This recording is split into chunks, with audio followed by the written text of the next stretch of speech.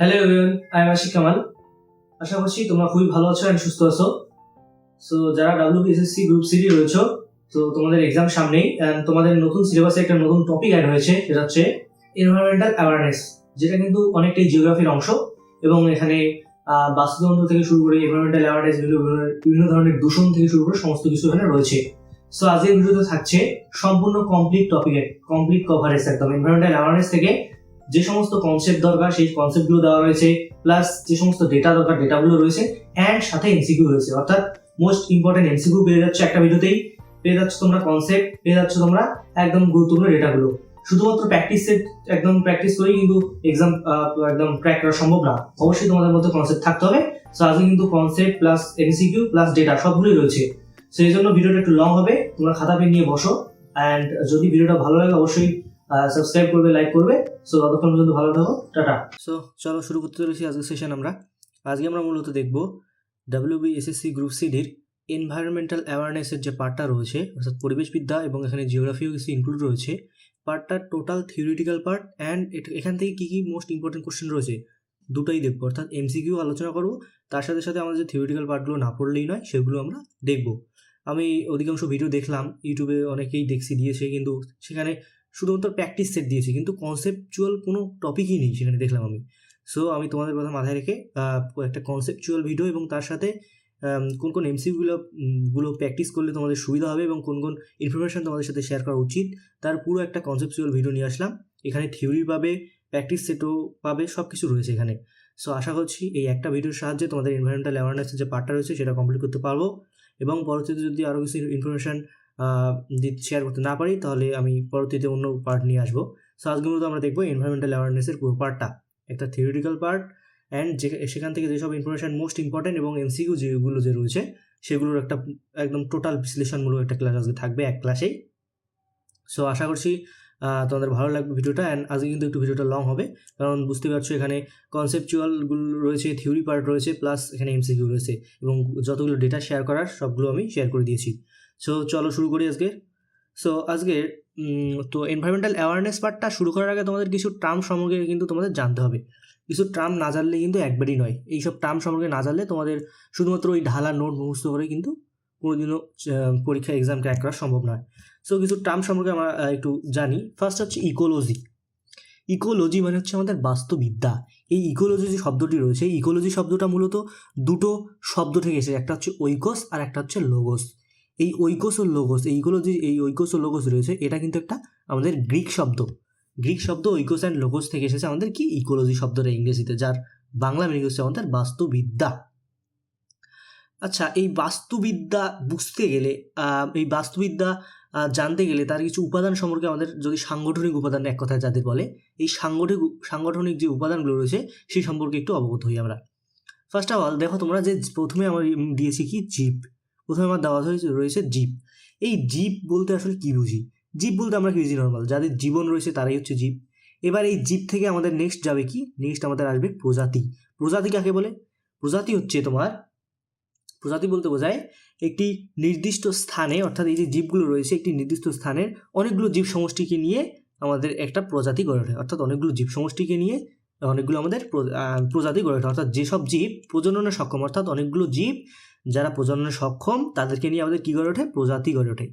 এই প্রজাতির পরেই কিন্তু আমাদের আসে কি টার্ম একটা, সেই টার্মটা হচ্ছে আমাদের পপুলেশন টার্ম। অর্থাৎ একটি পপুলেশন যদি আমাদের ডেফিনেশন বলি সেক্ষেত্রে তোমাদের হবে, তোমরা শুরুতে মনে রাখো, পপুলেশনের ডেফিনেশন কিন্তু হয় এরকম যে একটি নির্দিষ্ট প্রজাতির যে জীবগুলো রয়েছে সেই নির্দিষ্ট প্রজাতি তারা যে একটা সীমারেখা বা একটা নির্দিষ্ট সময়ে একটা নির্দিষ্ট সীমারেখার মধ্যে যখন বসবাস করে তখন তাকে আমরা বলবো কি পপুলেশন। অর্থাৎ একই প্রজাতি কিন্তু, একটি প্রজাতি কিন্তু হবে, ওখানে বিভিন্ন প্রজাতি কিন্তু থাকবে না। একই প্রজাতির যখন বিভিন্ন ধরনের জীব একটি নির্দিষ্ট সীমারেখা বরাবর বা একটি নির্দিষ্ট স্থানে বসবাস করে তখন তাকে আমরা বলবো কি পপুলেশন। এই অনেকগুলো পপুলেশনকে একত্রিত করে আমাদের সৃষ্টি হয় কি পরবর্তী স্টেপ, সেটা হচ্ছে আমাদের জীব সম্প্রদায়, যাকে বলা হয় বায়োটিক কমিউনিটি। এই টার্মটা ভালোভাবে মনে রাখবে, বায়োটিক কমিউনিটি। এই বায়োটিক কমিউনিটি টার্মটা ভালোভাবে তোমরা মনে রাখবে। তাহলে জীব আসলো, জীব থেকে প্রজাতি, দেন আমাদের পপুলেশন আসলো, দেন আমাদের কি আসলো? Biotic community. এই বায়োটিক কমিউনিটি কিন্তু বলা হয়ে থাকে আমাদের বায়োটা, খুবই ইম্পর্টেন্ট টার্ম, সেটা হচ্ছে কি বায়োটা। অর্থাৎ আমাদের জীব সম্প্রদায় যে রয়েছে তাদেরকে বলা হয় কি বায়োটা। এই যে জীব সম্প্রদায়, এই যে জীব সম্প্রদায়ের মধ্যে বিভিন্ন ধরনের জৈব অজৈব পদার্থ রয়েছে, সব জৈব অজৈব আমাদের উপাদানগুলো রয়েছে, সব কিছু একত্রিত করে আমাদের কি করে ওঠে, আমাদের তৈরি হয় আমাদের ইকোসিস্টেম। সব কিছুকে একত্রিত করে আমাদের কি তৈরি হয়, ইকোসিস্টেম। এই যে আমাদের ইকোসিস্টেম, এই ইকোসিস্টেমটা আসলে বলতে গেলে কি, তোমাদের একটু সাধারণ এক্সাম্পল দিয়ে বোঝাই। এই যে আমাদের জীব সম্প্রদায় তৈরি হলো, অর্থাৎ একটা নির্দিষ্ট স্থানে নির্দিষ্ট সীমারেখা আবার একটি নির্দিষ্ট অঞ্চলে আমাদের বিভিন্ন প্রজাতি বসবাস করে, একটি প্রজাতি বসবাস করলো। সেখানে কি হলো, সেই প্রজাতির সঙ্গে কিন্তু আমাদের প্রাকৃতিক সম্পর্কর সাথে সাথে আমাদের কি প্রাকৃতিক এবং জৈব একটা আন্তঃক্রিয়া একটা সম্পর্ক তৈরি হলো। কীরকম আন্তঃক্রিয়া সম্পর্ক? ধরো একটা তৃণভূমি এখানে রয়েছে, একটা তৃণভূমি ধরো রয়েছে, এখানে ধরো একটা ঘাস রয়েছে, ছোট্ট একটা ঘাস রয়েছে যাকে আমরা উৎপাদক বলি। এবার এই উৎপাদকটা কি করবে, এই সালোক সংশ্লেষ প্রক্রিয়ার মাধ্যমে কি করবে, সূর্যালোক থেকে সূর্যরশ্মি নিয়ে সেখান থেকে সালোক সংশ্লেষ প্রক্রিয়ার মাধ্যমে তার খাদ্য উৎপাদন করবে। এবার সে কি সূর্যরশ্মি ছাড়া কি খাদ্যটা উৎপাদন করতে পারতো? অবশ্যই না। তাহলে কি হলো, এই উৎপাদকটা কার উপর নির্ভরশীল হলো? আমার নিশ্চয়ই প্রকৃতির উপর নির্ভরশীল হলো। ঠিক সেমভাবে মানুষও প্রকৃতির উপর নির্ভরশীল, সেমভাবে আমাদের এই যে উদ্ভিদ রয়েছে, একটা উৎপাদক স্থান রয়েছে, এই উৎপাদকটাও কিন্তু আমাদের প্রকৃতির উপর নির্ভরশীল। অর্থাৎ আমাদের সবার মধ্যে একটা সম্পর্ক, মানে একটা আন্তঃক্রিয়া কাজ করে। এই আন্তঃক্রিয়াটাই হচ্ছে আমাদের কি, আমাদের ইকোসিস্টেম বা বাস্তুতন্ত্র। আশা করছি বোঝাতে পারলাম। এই কনসেপ্টগুলো একটু মনে রাখো, এই কনসেপ্টগুলো বললাম তোমাদের, এই কনসেপ্টগুলো যদি ভালোভাবে মনে রাখবো, পরবর্তীতে যে এমসিগুলো আসবে ওগুলো নিজেই সলভ করতে পারবে। সো কনসেপ্ট না পড়লে কিন্তু কোনোদিনও হবে না। সো আশা করছি এই কনসেপ্টটা বুঝাতে পারলাম। নেক্সট চলো, আমরা নেক্সট পার্টে চলে যাবো আমাদের। নেক্সট আমাদের কি রয়েছে, নেক্সট রয়েছে একটা টার্ম, সেটা হচ্ছে বায়োম। কি বায়োম? দেখো, একটি নির্দিষ্ট জলবায়ু, মাটি এবং জীবগোষ্ঠীর মাটি ও জীবগোষ্ঠীর, এখানে উদ্ভিদ প্রাণী উভয়কে বোঝানো হয়েছে, সমন্বয়ে গঠিত একটি বৃহৎ ভৌগোলিক অঞ্চল। অর্থাৎ একটি বৃহৎ ভৌগোলিক অঞ্চল, সেটা অবশ্যই একটি নির্দিষ্ট জলবায়ুর অন্তর্গত, সেখানকার যে উদ্ভিদ ও প্রাণী গোষ্ঠী রয়েছে তাদেরকে বলা হয় আমাদের কি, বায়োম। যেমন আমরা জলবায়ুর ভিত্তিতে কীরকমভাবে ভিত্তি করতে, জলবায়ুর ভিত্তিতে আমরা কী পার্টে বিভক্ত করতে পারি। যেমন আমাদের সাভানা রয়েছে, আমাদের তুন্দ্রা অঞ্চল রয়েছে, তৃণভূমি অঞ্চল রয়েছে, জলজ অঞ্চল রয়েছে। অর্থাৎ জলজর মধ্যে শুধুমাত্র ওই জলজ অঞ্চলটাকেই আমাদের কি বলা হয়, একটা বায়োম। সেমভাবে আবার ওই আমাদের যে জলজ হয়ে গেল, নেক্সট আমাদের হবে কি, রেইন ফরেস্ট। ওই রেইন ফরেস্টের অংশটুকুই কিন্তু আমাদের বলা হবে বায়োম। অর্থাৎ একটা করে পার্ট বলতে পারে, একটা পার্ট, তোমার পার্ট হিসেবে মনে রাখো। অর্থাৎ এই যে আমাদের তুন্দ্র অঞ্চল, এটা একটা পার্টে রয়েছে, এটাকে আমাদের একটা বায়োম বলবো। সেমভাবে জলজকে একটা বায়োম বলবো, সেমভাবে আমরা সাভানাকে একটা বায়োম বলবো। সো নির্দিষ্ট জলবায়ুর অন্তর্গত মাটি এবং জীবগোষ্ঠীর হচ্ছে তোমার যে সমন্বয়ে গঠিত একটি বৃহৎ ভৌগোলিক অঞ্চল, সেটাকে আমরা কি বলবো, একটা করে বায়োম বলবো। তোমরা এখানে জলবায়ু জিনিসটা, কথাটা মাথায় রাখবে, যে জলবায়ু এবং একটা বৃহৎ অঞ্চল। সো এটা মনে রাখো, তার পরবর্তী এমসিগুলো তোমরা দেখলেই বুঝতে পারবে কি ধরনের কোশ্চেন এখান থেকে হয়। চলো নেক্সট আমাদের দেখতে হবে আরেকটা টার্ম, সেটা হচ্ছে আমাদের বায়োস্ফিয়ার। বায়োস্ফিয়ার বলতে কি বোঝায়?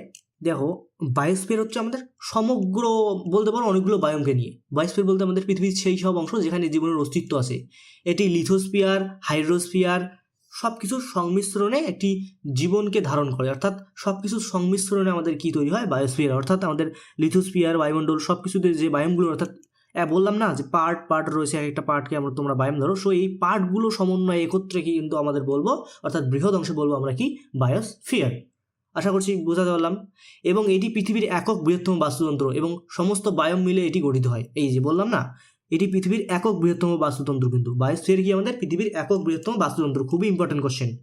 অর্থাৎ আমাদের এই একক বৃহত্তম বাস্তুতন্ত্র কি, আমাদের এই হচ্ছে বায়োস্ফিয়ার, এবং সমস্ত বায়োম মিলে এটি গঠিত হয়ে থাকে। এবং এটি একটি বদ্ধ ব্যবস্থা, তবে শক্তি সূর্যরশ্মির জন্য উন্মুক্ত। অর্থাৎ সূর্যরশ্মি এর জন্য কি, উন্মুক্ত। এটি একটি বদ্ধ ব্যবস্থা, তবে শক্তি অর্থাৎ সূর্যরশ্মি এর জন্য উন্মুক্ত। শক্তি বলতে মেইনলি আমাদের সূর্যরশ্মি, এটা কিন্তু এর ক্ষেত্রে উন্মুক্ত। এর উদাহরণ যদি আমরা বলি, স্থল এবং জলজ উভয় প্রকার জীবমণ্ডলের অন্তর্ভুক্ত। অর্থাৎ স্থলজ এবং জলজ যে আমাদের বায়োমগুলো রয়েছে, সবগুলো টোটালকে মিলিয়ে আমাদের কি, আমাদের এই বায়োস্ফিয়ার। সো আশা করছি বোঝাতে পারলাম। অসুবিধা হলে অবশ্যই কমেন্টে তোমরা জানাবে। চলো, আর থিওরির অত ডেপে ঢোকার প্রয়োজন নেই, একদম ডেপতে যাও তাও না, শুধুমাত্র একটু ক্লিয়ার থাকলেই হলো ব্যাপারটা, যে আসলে ব্যাপারটা বলতে কি যাচ্ছে। নেক্সট আমরা একটু টার্ম সম্পর্কে জানি, সেটা হচ্ছে আমাদের কি, কি রয়েছে এখানে, অটো ইকোলজি আর হচ্ছে সিন ইকোলজি সম্পর্কে আমরা একটু জানবো, যে আমাদের এই অটো ইকোলজি ব্যাপারটা, সিন ইকোলজি ব্যাপারটা কি। চলো দেখি আমরা যে অটো ইকোলজি আর সিন ইকোলজি ব্যাপারটা একটু কি। ফার্স্ট রয়েছে আমাদের অটো ইকোলজি। দেখো, অটো ইকোলজি কি, একটি নির্দিষ্ট প্রজাতির বা জীবের বাস্তু সংস্থান একটি নির্দিষ্ট প্রজাতি বা জীবের বাসস্থান, অর্থাৎ একটি নির্দিষ্ট প্রজাতির, এই একটি নির্দিষ্ট প্রাণীর যখন একটি নির্দিষ্ট প্রজাতির যখন বলা হবে, অর্থাৎ যেমন এক্ষেত্রে যেমন আমাদের একটা ধরি যে একটা ইউক্যালিপটাস গাছ রয়েছে, তখন এই যে তোমার অটো ইকোলজি রয়েছে শুধুমাত্র এই ইউক্যালিপটাস গাছের যে প্রজাতি রয়েছে সেই সম্পর্কে আলোচনা করবে। এটা হচ্ছে আমাদের কি অটো ইকোলজি। নেক্সট পড়বো আমরা কি সিন ইকোলজি। সিন ইকোলজি এটি একটি নির্দিষ্ট অঞ্চলের জীব সমুদায় বিভিন্ন প্রজাতির পারস্পরিক সম্পর্ক নিয়ে অধ্যয়ন করে। অর্থাৎ অটো ইকোলজিতে আমরা কি করলাম, অটো ইকোলজিতে একটা নির্দিষ্ট প্রজাতি রয়েছে এবং ওই যে নির্দিষ্ট প্রজাতি রয়েছে তারই বংশধর বা তারই যে সম্পর্ক, তারই যে বৈশিষ্ট্যগুলো রয়েছে সেগুলো নিয়ে আলোচনা করবো অটো ইকোলজিতে। কিন্তু সিন ইকোলজিতে কি করবে, সিন ইকোলজিতে হচ্ছে তোমার জীব সম্প্রদায় এবং তার বিভিন্ন প্রজাতির মধ্যে পারস্পরিক সম্পর্ক অর্থাৎ রিলেশন নিয়ে আলোচনা করে আমাদেরকে সিন ইকোলজি। আর অটো ইকোলজি কি করে, শুধুমাত্র একটি প্রজাতির বা একটি সম্প্রদায়ের তোমার একটি সম্প্রদায় বা একটি নির্দিষ্ট প্রজাতির বাসসংস্থান নিয়ে আলোচনা করে।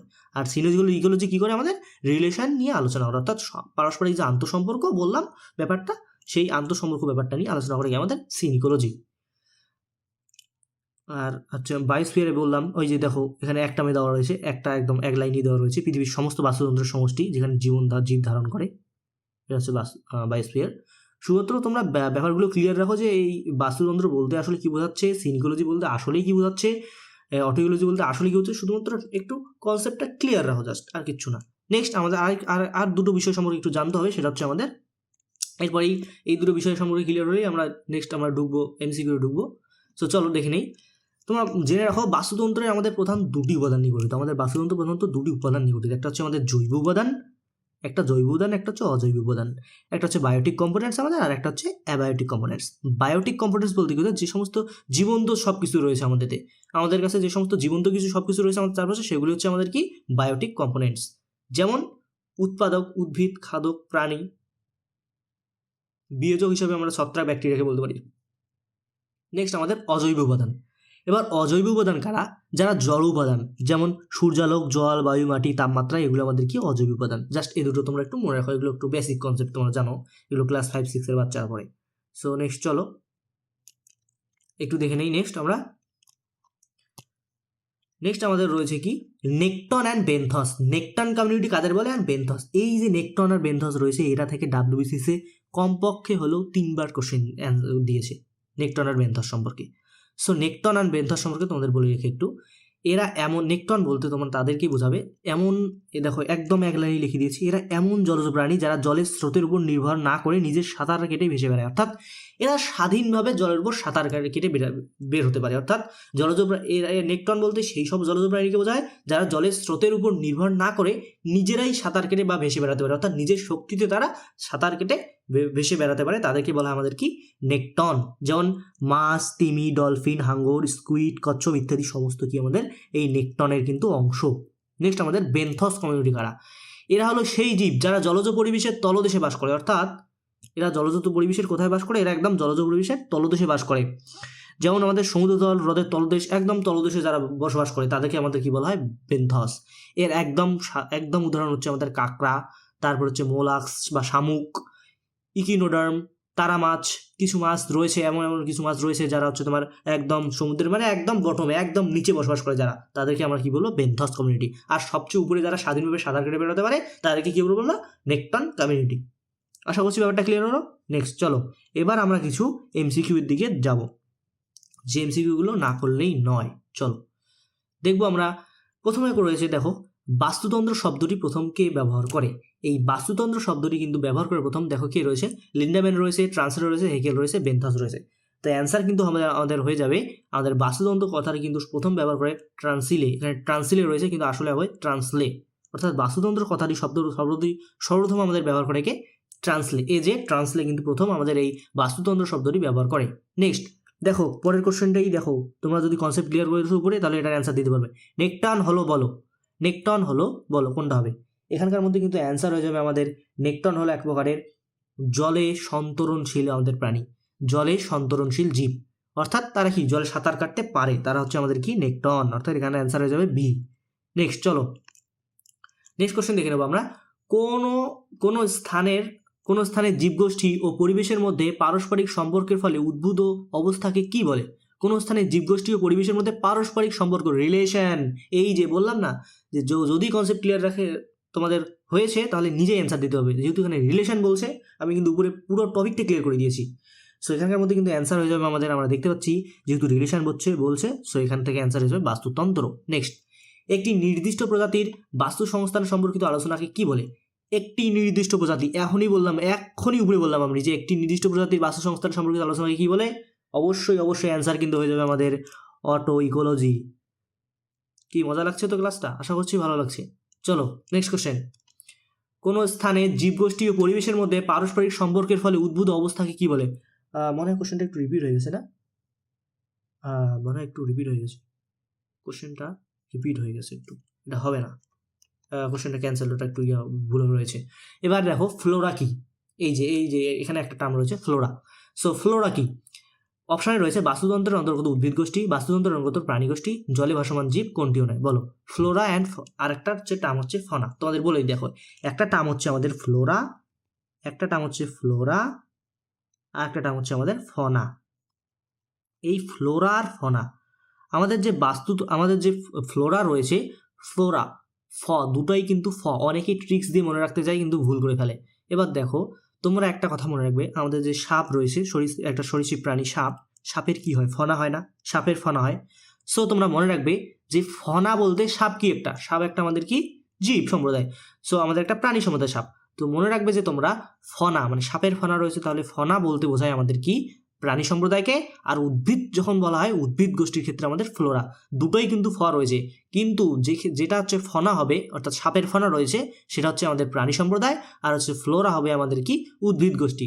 অর্থাৎ আমাদের এক্ষেত্রে কিন্তু হয়ে যাবে বাস্তুতন্ত্রের অন্তর্গত উদ্ভিদ গোষ্ঠীকে বোঝায়। Option number A. চলো নেক্সট কোশ্চেন।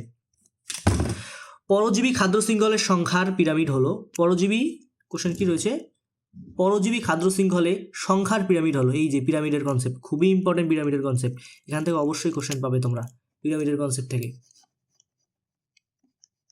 চলো কি দেখবো আমরা? পরজীবী খাদ্য শৃঙ্খলের সংখ্যার পিরামিড হলো, বলো। রৈখিক, অনিয়ত, সোজা, উল্টানো। এক্ষেত্রে কিন্তু আমাদের অ্যান্সার হয়ে যাবে তোমাদের উল্টানো। এক্ষেত্রে কী হবে? অ্যান্সার উল্টানো হবে। এই পিরামিডের ব্যাপারটা একটা আমি ক্লিয়ার করে দিই একটু। দেখো, আমাদের যদি এই ক্ষেত্রে যদি পিরামিডের কথা বলে, সেক্ষেত্রে কিন্তু আমাদের পিরামিড 3 প্রকার হয়ে থাকে। একটা হচ্ছে সংখ্যার পিরামিড, একটা শক্তির পিরামিড, আর একটা আমাদের কি সংখ্যা পিরামিড, শক্তি পিরামিড, আর একটা মনে পড়ছে না, আর একটা কিছু রয়েছে, আর একটা রয়েছে আমাদের মনে হয় সজীব পিরামিড বা এই টাইপের কিছু একটা রয়েছে। সো দেখো, এই পিরামিড বলতে আসলে কি? দেখো, আমাদের যে আমরা প্রথমে যদি এরকম একটা 3 ডাইমেনশনাল পিরামিড আঁকি, আমরা এভাবে যদি আমরা বিভক্ত করি একে, দেখো আমাদের ফার্স্ট এখানে কি রয়েছে? আমাদের উৎপাদক রয়েছে, যারা নিজের খাদ্য নিজে তৈরি করতে পারে। নেক্সট প্রথম শ্রেণীর খাদক, তারপরে আমাদের দ্বিতীয় শ্রেণীর খাদক, এভাবে আমাদের তৃতীয় শ্রেণী, চতুর্থ শ্রেণী, এইভাবে। এবার এই দেখো সংখ্যার পিরামিডটা কি? সংখ্যার পিরামিডটা হচ্ছে এটাই যে এই যে উৎপাদক যে রয়েছে, এখানে কি উৎপাদকের সংখ্যা কি বেশি হবে, তার উপরে কি আমাদের প্রথম শ্রেণীর খাদ্য নিশ্চয়ই কম হবে, এখানে সংখ্যা কম হবে, তারপরে ধীরে ধীরে যত যাবে তত সংখ্যা কমতে থাকবে। অর্থাৎ এই যে সংখ্যা কমছে, এই সংখ্যা কমার ব্যাপারটা যদি আমরা একটু কাল্পনিক রেখা দ্বারা যুক্ত করি, সেক্ষেত্রে কিন্তু হয়ে যায় একটা পিরামিডের মতো হয়। এজন্যই এটাকে বলা হয় কি আমাদের, এজন্যই কিন্তু এটাকে আমাদের পিরামিডের আকৃতি দেওয়া হয়, এই সংখ্যার পিরামিডের জন্য বলা হয়। অর্থাৎ এই খাদ্য শৃঙ্খলের যে আমরা যদি এই সংখ্যা অনুযায়ী সাজাই, সেক্ষেত্রে যদি আমরা যুক্ত করি, সেক্ষেত্রে দেখবো আমরা পিরামিডের মতো একটা আকার সৃষ্টি হবে। এজন্যই কিন্তু একে সংখ্যার পিরামিড বলা হয়ে থাকে। আর হচ্ছে শক্তি পিরামিড কি? শক্তি পিরামিড আমরা জানি সবাই, পরে একটা কোশ্চেন রয়েছে, ওই কোশ্চেন একটু আলোচনা করবো। এই যে পরের কোশ্চেনটাই রয়েছে। সো পরজীবী খাদ্য শৃঙ্খল কোনগুলো? পরজীবী হচ্ছে যারা হচ্ছে ফিদাকৃমি, যেমন পরজীবী, অর্থাৎ শুকুরের পেটে যদি আমরা কল্পনা করি, সেখান থেকে অসংখ্য পরজীবী রয়েছে, যেমন ব্যাকটেরিয়া টাইপ রয়েছে। সেই পরজীবী এগুলো কি লাখো সংখ্যায় অনেকগুলো হয়। সো এদের পিরামিডটা কি ব্যতিক্রম? এদের পিরামিডটা কিন্তু উল্টানো প্রকৃতির হয়ে থাকে। উল্টানো প্রকৃতির। এই জন্য পরজীবী খাদ্য শৃঙ্খল থাকলেই তোমরা করে যাবে কি, যদি পিরামিডের বলে, সেক্ষেত্রে কিন্তু উল্টানো পিরামিডটা হবে। সো চলো নেক্সট। 10% ল এর প্রবক্তা কে? এই যে 10% ল, এটা এখনই বোঝাবো আমি। সো এই 10% ল প্রবক্তা কিন্তু হয়ে যাবে আমাদের বিজ্ঞানী লিন্ডেম্যান। এই বিজ্ঞানী লিন্ডেম্যান কি বলছে? ধরো এটা একটা পিরামিড আমরা আঁকলাম, এটা একটা পিরামিড আঁকলাম আমরা, একটা পিরামিড আঁকলাম, আরে উল্টা হয়ে যাচ্ছে, এটা একটা পিরামিড আঁকলাম আমরা একটা। এবার এই বিজ্ঞানী লিন্ডেম্যান কি বলেছে? বিজ্ঞানী লিন্ডেম্যান বলেছে এখানে ধরো তোমরা উৎপাদক আমাদের রয়েছে, কে রয়েছে, আমাদের উৎপাদক রয়েছে, তারপরে আমাদের প্রথম শ্রেণীর খাদক, দ্বিতীয় শ্রেণীর খাদক, তৃতীয় শ্রেণীর খাদক। এবার আমাদের কি করে উৎপাদককে কে গ্রহণ করে, আমাদের প্রথম শ্রেণীর খাদক উৎপাদককে গ্রহণ করলো, তারপরে কে গ্রহণ করলো, তারপরে আমাদের প্রথম শ্রেণীর খাদককে আবার কে গ্রহণ করলো, দ্বিতীয় শ্রেণীর খাদক। এটা বেসিক একটা কনসেপ্ট আমাদের। এবার লিন্ডেম্যান বলেছে যে এই যে উৎপাদকটা যে তার উৎপাদকটার শরীরে যে শক্তি রয়েছে, তার যে শক্তি রয়েছে এই শক্তিটার মাত্র একে যে মানে এই প্রথম শ্রেণীর খাদক যে উৎপাদককে গ্রহণ করলো এর থেকে মাত্র যতগুলো শক্তি রয়েছে তার মাত্র 10% কিন্তু এ নেবে, 10% নেবে। কে নেবে? প্রথম শ্রেণীর খাদক। ঠিক তেমনইভাবে আবার যখন দ্বিতীয় শ্রেণীর খাদক প্রথম শ্রেণীর খাদককে গ্রহণ করবে সেও 10% শক্তি পাবে। এভাবে ধারাবাহিকভাবে চলতে থাকবে। অর্থাৎ উৎপাদককে যখন খাবে প্রথম শ্রেণীর খাদক সেভাবে 10%, নেক্সট তার শরীরে যতই শক্তি থাক তার থেকে 10% পাবে আমাদের দ্বিতীয় শ্রেণীর খাদক, সেম তৃতীয় শ্রেণীর খাদক, সেম সর্বভুক সব 10% করে পাবে। এই যে 10%-এর যে নীতি, এই 10% নীতির প্রথম প্রবক্তা হচ্ছে তোমার হলেন লিন্ডেম্যান। এই জন্য এটাকে বলা হয় 10% ল। সো আশা করছি পুরো ব্যাপারটা ক্লিয়ার হয়ে গেল 10% লটা কি। নেক্সট আমরা দেখে নেব পৃথিবীর সবচেয়ে বড় বাস্তুতন্ত্র কোনটি। পৃথিবীর সবচেয়ে বড় বাস্তুতন্ত্র কোনটি? বলো অ্যান্সার কোনটা হবে। এটা কিন্তু টপিকে আলোচনা হয়েছে পৃথিবীর সবচেয়ে বড় বাস্তুতন্ত্র। সো পৃথিবীর সবচেয়ে বড় বাস্তুতন্ত্র হচ্ছে আমাদের কি, এটা হচ্ছে আমাদের অ্যান্সার কিন্তু হয়ে যাবে আমাদের পৃথিবীর সবচেয়ে বড় বাস্তুতন্ত্র কিন্তু আমাদের হয়ে যাবে অ্যান্সার হচ্ছে তোমার, বলো কি হবে অ্যান্সার। এটা কিন্তু অ্যান্সার হয়ে যাবে আমাদের বায়ুমণ্ডল।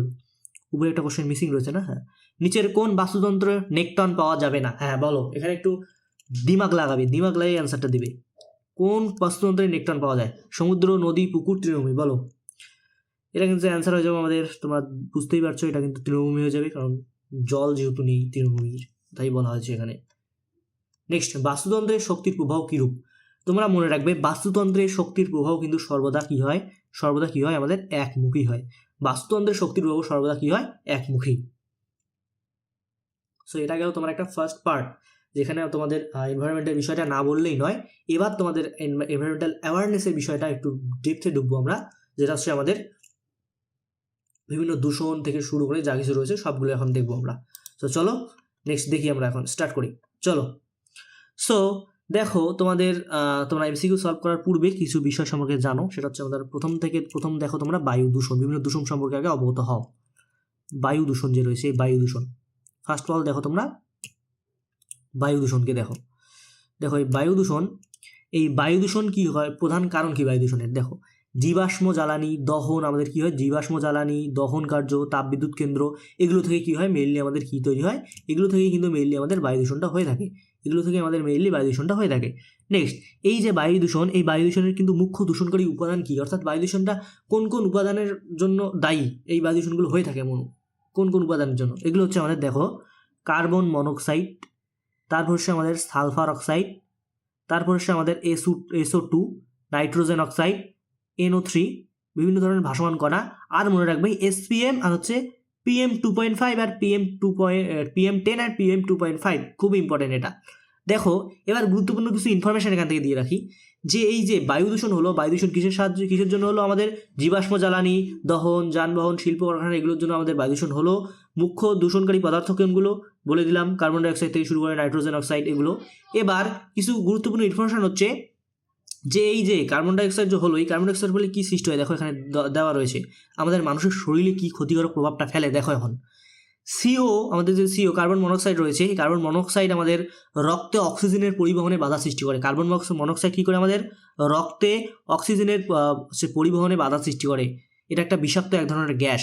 আর বললাম না PM2.5, এই PM2.5 আমাদের ফুসফুসে গভীরভাবে প্রবেশ করে এবং শ্বাসতন্ত্রের রোগ ঘটায়। এখান থেকে WBCS প্রিলিমসে এসেছিল কোশ্চেন, যে PM2.5 কি করে আমাদের মানবদেহে, কীরূপ ক্ষতিকারক প্রভাবটা ফেলে PM2.5।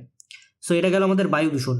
নেক্সট আমরা দেখবো আমাদের অ্যাসিড বৃষ্টি কিসের কারণে হয়ে থাকে? আমাদের বায়ু দূষণ, বিশেষ করে বায়ু দূষণের জন্য কিন্তু অ্যাসিড বৃষ্টিটা হয়ে থাকে। আমাদের SO2 দায়ী এবং NOx আমাদের দায়ী। দেখো কিছু পদার্থ রয়েছে বায়ুমণ্ডলে জলীয় বাষ্পের সাথে বিক্রিয়ার সৃষ্টি করে বিভিন্ন ধরনের পদার্থের বিক্রিয়ার ফলে আমাদের কি সৃষ্টি হয়, H2SO4 এবং নাইট্রিক অ্যাসিডের সৃষ্টি হয়। এইগুলোর জন্য আমাদের অ্যাসিড বৃষ্টিটা হয়ে থাকে, অর্থাৎ সালফিউরিক অ্যাসিড, H2SO4 আর হচ্ছে নাইট্রিক অ্যাসিডের জন্য কিন্তু এই অ্যাসিড বৃষ্টিটা হয়ে থাকে মেইনলি। এবার এই অ্যাসিড বৃষ্টির কারণে কি হচ্ছে, আমাদের অ্যাসিড বৃষ্টির ফলে আমাদের pH মান সাধারণত 5.6 এর নিচে থাকে। অ্যাসিড বৃষ্টির pH এর মান 5.6 এর নিচে থাকে, কিন্তু এই অ্যাসিড বৃষ্টির ফলে আমাদের কি হচ্ছে, ঐতিহাসিক আমাদের বিভিন্ন সৌধ যে রয়েছে, তাজমহল যেমন, তাজমহলের ক্ষতিকরের প্রভাব সবচেয়ে বেশি তাজমহল কিন্তু ক্ষতি হচ্ছে কার জন্য, এই অ্যাসিড বৃষ্টির ফলে। নেক্সট আমরা দেখবো আমাদের কি দূষণ রয়েছে। নেক্সট আমাদের রয়েছে আমাদের কি জল দূষণ, খুবই ইম্পর্টেন্ট জল দূষণ। দেখো জল দূষণ কিসের কারণে হয়, সামান্য বেসিক কনসেপ্ট দেখে নাও। শিল্পের বজ্র, তারপরে কৃষিক্ষেত্র থেকে কীটনাশক সার, নিকাশি নালা, এসব থেকে আমাদের কি হয়ে থাকে, আমাদের এই যে দূষণগুলো হয়ে থাকে মেইনলি। এক্ষেত্রে মেইনলি আমাদের আর্সেনিক কাজ করে, পারদ কাজ করে, ক্যাডিয়াম কাজ করে, নাইট্রেট ফসফেট কাজ করে। এক্ষেত্রে বিভিন্ন ধরনের যে রাসায়নিক সারগুলো রয়েছে সেগুলোর জন্য কিন্তু এগুলো হয়ে থাকে। নেক্সট আমরা দেখবো এখন যে আর্সেনিক দূষণে হয় ব্ল্যাক ফুড ডিজিজ। তাহলে ব্ল্যাক ফুড ডিজিজ আর্সেনিক দূষণের ফলে হয়। ব্ল্যাক ফুড ডিজিজ, আর্সেনিক দূষণ কিন্তু একটা জল দূষণের ফলে গঠিত সৃষ্ট একটা দূষণ হচ্ছে আর্সেনিক দূষণ। তাহলে ব্ল্যাক ফুড ডিজিজ কিসের জন্য হয়, আর্সেনিক দূষণের জন্য হয়। পারদ দূষণ হয় মিনামাটা রোগের জন্য, দেখো এখানে দেওয়া রয়েছে আমাদের। ক্যাডিয়াম দূষণ হয় ইটাই রোগ, এই যে মিনামাটা আর ইটাই, এটা কিন্তু আমাদের খুবই ইম্পর্টেন্ট, এটা সিজিএলে দিয়েছিল, 2বার দিয়েছিল সিজিএলে। চলো নেক্সট আমরা দেখবো শব্দ দূষণ।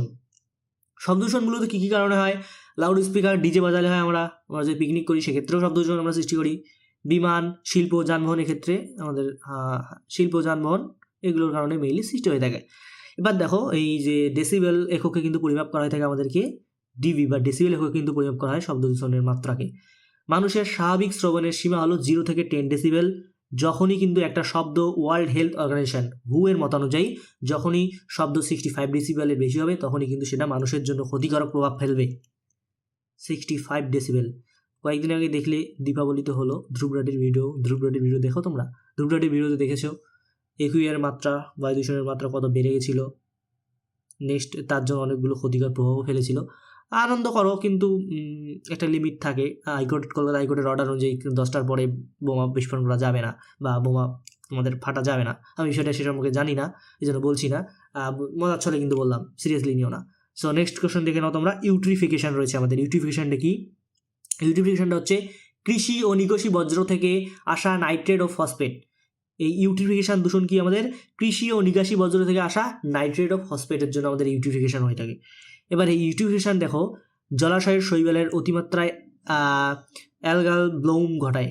মানে হচ্ছে তোমার জলাশয়ের শৈবাল দেখবে তোমরা অনেক সময় একদম গ্রিন কালারের বাবলের মতো সৃষ্টি হয় বিভিন্ন জলাশয়, ওইটাকেই বলা হয় এটা, ওই দূষণ হচ্ছে এই আমাদের ইউট্রিফিকেশন দূষণ। হচ্ছে তোমার যা জলের ডিও বা ডিসলভ অক্সিজেনকে কমিয়ে দেয়, জলজ প্রাণীর মৃত্যু ঘটে। এক্ষেত্রে কিন্তু আমাদের মাছ যে রয়েছে, মাছ থেকে শুরু করে যেসব আমাদের জলজ প্রাণী রয়েছে তাদের ক্ষেত্রে কিন্তু ইউট্রিফিকেশন খুবই গভীরভাবে ক্ষতিকর প্রভাব ফেলে। নেক্সট চলো নেক্সট কোশ্চেন আমরা দেখে নেবো। নেক্সট আমাদের রয়েছে কি গ্রিন হাউস এফেক্ট। একটা হচ্ছে আমাদের কি গ্রিন হাউস এফেক্ট বা গ্লোবাল ওয়ার্মিং।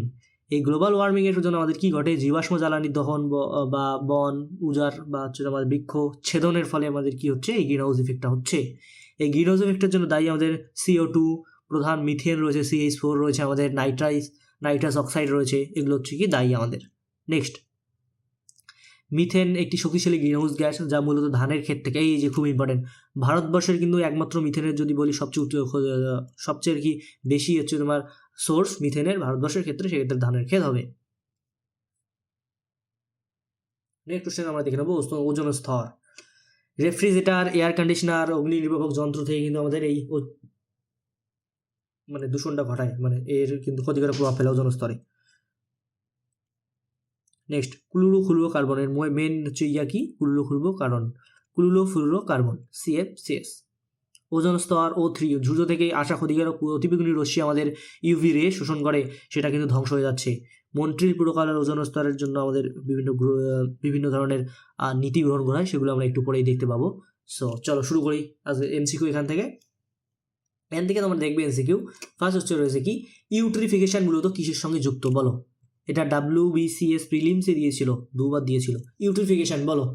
ইউট্রিফিকেশন কিন্তু আমাদের হয়ে যাবে অ্যান্সার, কিন্তু ইউট্রিফিকেশন হয়ে যাবে আমাদের জল দূষণ। তোমাদের আগে বলেছিলাম ইউট্রিফিকেশন কি, জল দূষণ না, অবশ্যই জল দূষণ হবে ইউট্রিফিকেশন, ইউট্রিফিকেশন হয়ে যাবে অ্যান্সার। নেক্সট আমরা দেখবো, দাঁড়াও কালারটা একটু চেঞ্জ করে নিই। নেক্সট দেখে নেব আমরা নিম্নলিখিতগুলির মধ্যে কোনটি একটি গৌণ বায়ু দূষণকারী, সেকেন্ডারি এয়ার পলিউশন। ওজন, সালফার ডাইঅক্সাইড, কার্বন মনোক্সাইড, সিসা, বলো কোনটা হবে। এক্ষেত্রে কিন্তু আমাদের হয়ে যাবে ওজন। চলো এসএসসি সিজিএলে দিয়েছিল। চলো অ্যাসিড বৃষ্টির জন্য দায়ী প্রধান গ্যাসগুলি কি কি।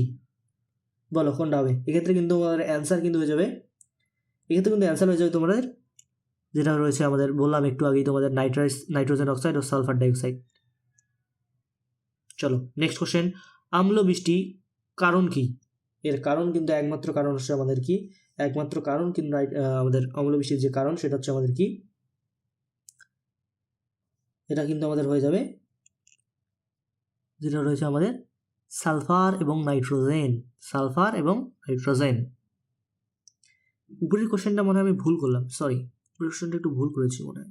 এক্ষেত্রে অ্যান্সার হবে, যেহেতু অ্যাসিড বৃষ্টি বলেছে, অ্যাসিড বৃষ্টির ক্ষেত্রে কিন্তু অ্যান্সার আমাদের হয়ে যাবে, অ্যাসিড বৃষ্টির ক্ষেত্রে কিন্তু নাইট্রোজেন আর হচ্ছে তোমার ইয়া হয়ে যাবে নাইট্রোজেন অক্সাইড ও সালফার অক্সাইড। না ঠিকই ছিল তো, নাইট্রোজেন অক্সাইড ও সালফার ডাইঅক্সাইড ঠিকই ছিল। নেক্সট আমাদের অম্লবৃষ্টির কারণ হলো আমাদের কি, সালফার এবং নাইট্রোজেন, অর্থাৎ অম্লবৃষ্টি আমাদের সালফার এবং নাইট্রোজেনের কারণে হয়ে থাকে।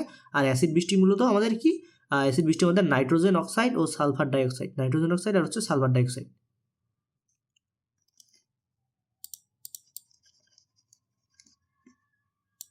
চলো এবার নেক্সট আমরা দেখে নেই, নিচের কোনটি একটি বায়ু দূষণের পরিণতি? নিচের কোনটি একটি বায়ু দূষণের পরিণতি? মানুষের শ্বাসকষ্ট এবং স্বাস্থ্য সমস্যা, অ্যাসিড বৃষ্টি, মাটি ও পানি দূষণের দিকে পরিচালিত করা, বলো কোনটা হবে? এখানে এই বিকল্পগুলো দেখবে এবং নিচে কিন্তু অপশান রয়েছে, এখানকার মধ্যে তোমরা সিলেক্ট করবে। এক্ষেত্রে কিন্তু তোমাদের অ্যান্সার হয়ে যাবে এ এবং বি, উভয়ই হয়ে যাবে অ্যান্সার, এ এবং বি, অর্থাৎ আমাদের এই দুটো হয়ে যাবে অ্যান্সার। চলো নেক্সট কোশ্চেন দেখে নিই আমরা। নেক্সট কোশ্চেনটা রয়েছে, নেক্সট কোশ্চেন আমাদের রয়েছে ড্যাশ এবং ড্যাশ এর অক্সাইড বৃষ্টির জলে দ্রবীভূত হয়ে অ্যাসিড তৈরি করে, যাকে অ্যাসিড বৃষ্টি বলা হয়, বলো কোনটা হবে? এক্ষেত্রে কিন্তু অ্যান্সার হয়ে যাবে আমাদের, অ্যান্সার কিন্তু হয়ে যাবে আমাদের নিচের বিকল্পগুলি গেল ড্যাশ এবং ড্যাশের অক্সাইড, বলো কোনটা হবে? বলো কোনটা হবে এখানকার মধ্যে? Phosphorus, sulphur, sulphur nitrogen, carbon dioxide, methane, calcium, magnesium, বলো কোনটা হবে? এটা কিন্তু তোমাদের জন্য আমি রেখে দিলাম, তোমরা সলভ করে কমেন্ট বক্সে তোমরা বলে দিবে অ্যান্সারটা। চলো নেক্সট, নিম্নলিখিত কোন ধরনের দূষণের কারণে শ্বাসতন্ত্রের বিভিন্ন রোগ হয়ে থাকে? শ্বাসতন্ত্রের বিভিন্ন রোগ হয়ে থাকে, অ্যান্সার কিন্তু হয়ে যাবে তোমাদের বায়ু দূষণ, কিন্তু অ্যান্সার হয়ে যাবে। চলো নেক্সট, তাজমহল কিসের প্রভাবে বিপদের মুখে পড়ছে? তাজমহল কিসের প্রভাবে বিপদের মুখে পড়ছে, বলো? তাজমহল আমরা সবাই জানি, এক্ষেত্রে অ্যান্সার কিন্তু আমাদের হয়ে যাবে, বলো একটু কি বললে, সালফার ডাইঅক্সাইড। চলো নেক্সট, ফ্লাই অ্যাশ একটি দূষণকারী যা বেশিরভাগ কোথা থেকে নির্গত হয়? ফ্লাই অ্যাশ, বলো ফ্লাই অ্যাশ, বলো কোথা থেকে বলা হয়? কিন্তু অ্যান্সার কিন্তু হয়ে যাবে কয়লা ভিত্তিক তাপবিদ্যুৎ কেন্দ্র। নেক্সট, ভারতের সৃষ্ট মিথেনের মূল উৎস হলো, ভারতের সৃষ্ট মিথেনের মূল উৎস কি? একটু আগেই বললাম তোমাদের মিথেনের মূল উৎস কি। মিথেনের মূল উৎস হচ্ছে কিন্তু আমাদের ধান ক্ষেত থেকে, কিন্তু মেইনলি মিথেনটা ভারতবর্ষে বা ধান ক্ষেত থেকে কিন্তু মেইনলি মিথেনটা আমাদের কি হয়, উৎপন্ন হয়ে থাকে, উৎস, source, main source. Next, ozone বিনষ্টকারী মূল গ্যাসটি হলো অক্সিজেন, মিথেন, ক্লোরোফ্লুরোকার্বন, বলো? এক্ষেত্রে কিন্তু অ্যান্সার কিন্তু আমাদের হয়ে যাবে সিএফসি, অর্থাৎ আমাদের ক্লোরোফ্লুরোকার্বন। চলো নেক্সট, সালফার ডাইঅক্সাইড দূষণ দ্বারা গাছের ড্যাশগুলো হয়, বলো? এখানের মধ্যে কোনটা অ্যান্সার হবে, বলো? কি নষ্ট হয় গাছের? এক্ষেত্রে কিন্তু আমাদের হয়ে যাবে ক্লোরোফিল বিনষ্ট হয় সালফার ডাইঅক্সাইডের কারণে। নেক্সট, কার্বন ডাইঅক্সাইড হলো এক প্রকারের কি, বলো? কার্বন ডাইঅক্সাইড এক প্রকারের আমাদের কি, এক প্রকার কিন্তু আমাদের কার্বন ডাইঅক্সাইড হচ্ছে আমাদের বায়ুর মুখ্য দূষণকারী সৃষ্ট বা মুখ্য আর কি দূষণ সৃষ্টিকারী পদার্থ আমাদের কি, কার্বন ডাইঅক্সাইড, CO2।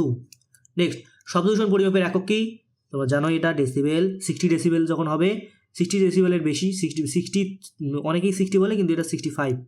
WHO আমাদের ওয়ার্ল্ড হেলথ অর্গানাইজেশন যে রয়েছে তার নির্দেশ অনুযায়ী যখনই কোনো শব্দ 65 ডেসিবেলের বেশি হবে, 65 ডেসিবেলের অধিক হবে, সেক্ষেত্রে কিন্তু সেটা ক্ষতিকারক প্রভাব ফেলবে মানুষের ওপর, যে কোনো প্রাণীর উপর। নেক্সট কোশ্চেন আমরা দেখবো, ক্লোরোফ্লুরোকার্বন হলো একটি, বলো কোনটি হবে? ক্লোরোফ্লুরোকার্বন হলো একটি আমাদের, এটা কিন্তু অ্যান্সার হয়ে যাবে আমাদের জেনোবায়োটিক পদার্থ, এটা কিন্তু একটা আমাদের জেনোবায়োটিক পদার্থ। নেক্সট চলো, ভারতের যে রাজ্যে লাল বৃষ্টি হয়েছিল তার নাম, অ্যান্সার কিন্তু আমাদের হয়ে যাবে কেরল। নেক্সট, এবার আমরা আসবো ক্লাইমেট চেঞ্জ সম্পর্কে, যেটা খুবই মোস্ট ইম্পর্টেন্ট একটা টপিক এই এনভায়রনমেন্টাল অ্যাওয়ারনেস থেকে, জলবায়ু পরিবর্তন থেকে, খুবই ইম্পর্টেন্ট। দেখে নেবো আমরা কি, প্রথমে দেখবো আমরা কিয়োটো প্রোটোকল। 1997 জাপানে এই কিয়োটো প্রোটোকল হয়েছিল। 2005 সালে এটা কার্যকর হয়, অর্থাৎ 1997-এ কিয়োটো প্রোটোকল হয়, 1997-এ কিয়োটো প্রোটোকল হয়, কার্যকর হয় 2005 সালে। কোথায় হয়? জাপানে হয়। 3টা কোশ্চেন এখান থেকে কমন, 3টা কোশ্চেন। কোথায় হয়, মানে কোন সালে হয় এবং কখন কার্যকর হয়, এটা খুব ইম্পর্টেন্ট। 2005 সালে কার্যকর হয়, 1997-এ হয়, জাপানে হয়, একটা আন্তর্জাতিক চুক্তি। এবং এই চুক্তির উদ্দেশ্য কী ছিল বা কেন এই চুক্তি হয়েছিল? এর উদ্দেশ্য ছিল আমাদের কি? এর উদ্দেশ্য ছিল মেনলি গ্রিন হাউস গ্যাস নির্গমনের নির্দিষ্ট লক্ষ্যমাত্রা নির্ধারণ করা, অর্থাৎ গ্রিন হাউস গ্যাসটা যাতে সবাই ইচ্ছামতো সেটা ইচ্ছামতো ছাড়তে না পারে বা ইচ্ছামতো সবাই গ্রিন হাউস গ্যাস উৎপাদন করতে না পারে, সেই গ্রিন হাউস গ্যাসের যে লিমিটেশন সেটা কমানোর জন্য কিন্তু এই কিয়োটো প্রোটোকল হয়েছিল, এটা জাপানে হয়েছিল। নেক্সট আমরা দেখব প্যারিস চুক্তি। প্যারিস চুক্তি হয়েছিল 2015 সালে, এটা হয়েছিল ফ্রান্সের প্যারিস শহরে, এবং 2016 সালে এটা কার্যকর হয়। এই কিয়োটো প্রোটোকলের তুলনায় এটি আরও ব্যাপকভাবে বেশি জনপ্রিয় পেয়েছিল। এর মূল লক্ষ্য কী ছিল? এই চুক্তির মেইন লক্ষ্য ছিল মূলত উষ্ণায়নকে, অর্থাৎ বিশ্ব যে উষ্ণায়ন, গ্লোবাল ওয়ার্মিংয়ের বিষয়টা, সেই গ্লোবাল ওয়ার্মিংয়ের বিষয়টাকে কী করা, বিভিন্ন মানে গ্লোবাল ওয়ার্মিংটাকে একদম কমিয়ে নিয়ে আসা, 2.0 ডিগ্রি সেলসিয়াস থেকে অনেকে তার নিচে রাখা, এবং উষ্ণতা বৃদ্ধিকে 1.5 ডিগ্রি সেলসিয়াসের মধ্যে সীমাবদ্ধ রাখার জন্য প্রচেষ্টা চালানোর এক প্রকার। এখানে লেখা রয়েছে ভালোভাবে, তোমরা একটু এটা রিড করে নেবে এবং এখান থেকে ইনফরমেশনগুলো নোট ডাউন করে নেবে। তোমরা কমেন্ট, যদি পিডিএফটার প্রয়োজন হয় অবশ্যই তোমরা কমেন্ট বক্সে বলবে, আমি পিডিএফটা দিয়ে দেবো। কমেন্ট বক্সে বললেই আমি পিডিএফটার লিঙ্ক দিয়ে দেবো। Next Montreal protocol 1987। Montreal protocol নাহলে কিয়োটো প্রোটোকল, দুটোর মধ্যে একটা আসবে, এটা 100% শিওর, স্টার মার্ক দিয়ে নাও, বলে দিলাম। মূল উদ্দেশ্য কী ছিল? পৃথিবীর ওজোন স্তরের ক্ষয়কারী পদার্থ যেমন সিএফসি, হ্যালান, কার্বন টেট্রাক্লোরাইড, এগুলোর উৎপাদন ও ব্যবহার পর্যায়ক্রমে বন্ধ করা এবং ফেজ আউট করা বা এদের উৎপাদনকে বন্ধ করা, মন্ট্রিল প্রোটোকল। এটা 1987-এ হয়েছিল, 1981-এ এটা কার্যকর হয়েছিল এবং চুক্তি স্বাক্ষরিত হয়েছিল 1987-এ। নেক্সট আমাদের জলবায়ু পরিবর্তন বা পরিবেশের সুরক্ষার সঙ্গে সম্পর্কিত আরও কিছু পদক্ষেপ বা কনভেনশন। একটা হচ্ছে আমাদের রামসার কনভেনশন, আমাদের হচ্ছে কি রামসার কনভেনশন কি 1971-এ ইরানের রামসারে গৃহীত হয়েছিল। এগুলি মূলত হচ্ছে তোমার কিসের জন্য? এটা মূলত এই রামসার কনভেনশন মূলত যা বায়োডাইভার্সিটি সংরক্ষণের জন্য, বায়োডাইভার্সিটি সংরক্ষণের জন্য। নেক্সট চলো আমরা দেখে নিই বায়োডাইভার্সিটি কনভেনশন। এটা 1928 সালে রিও জেনিরো হয়েছিল, যেটা আর্থ সামিট নামে পরিচিত। আমাদের 1992-তে হয়েছিল, 1992-তে হয়েছিল, ব্রাজিলের রিও ডি জেনেরিওতে হয়েছিল আমাদের আর্থ সামিট যেটাকে বলা হয়।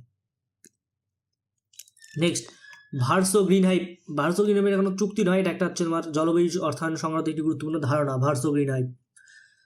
নেক্সট আর্লি ওয়ার্নিং সিস্টেম, মানে চরম আবহাওয়া ঘটনা থেকে জীবন ও সম্পদ রক্ষার জন্য আমাদের সতর্ক ব্যবস্থা গ্রহণ করা আর্লি ওয়ার্নিং সিস্টেম, আর যেটাকে বলে আর্লি ওয়ার্নিং সিস্টেম। নেক্সট কোশ্চেনটা রয়েছে আমাদের, দেখো ওজোন স্তর ক্ষয়ের জন্য দায়ী প্রধান গ্যাস কোনটি? বলো।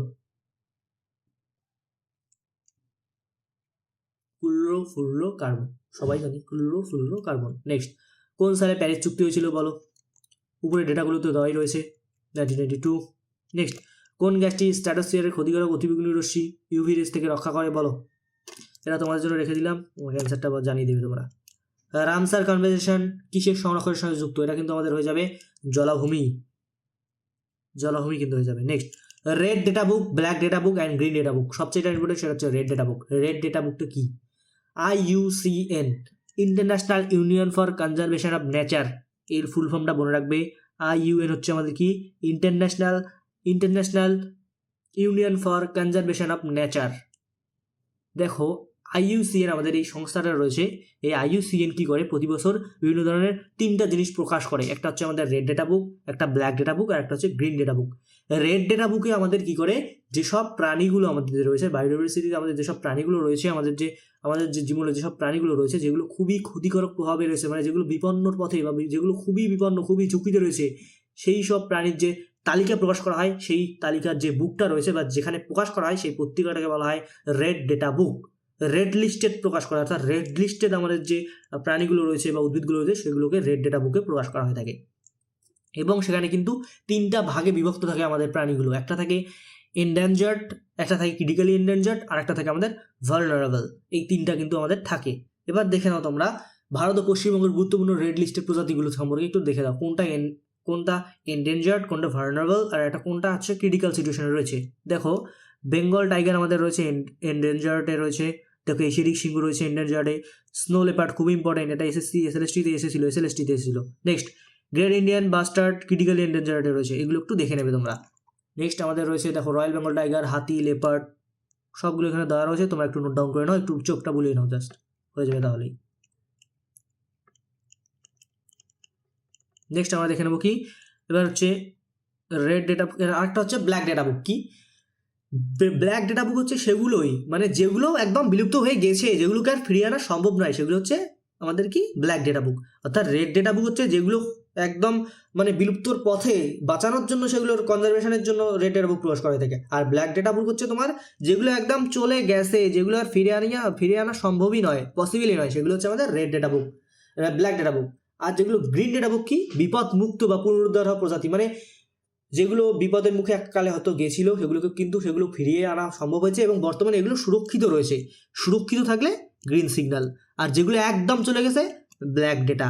যেগুলো রেড লিস্টেড, অর্থাৎ যেগুলো খুবই বিপদের মুখে রয়েছে, সেগুলো রেড লিস্টেড।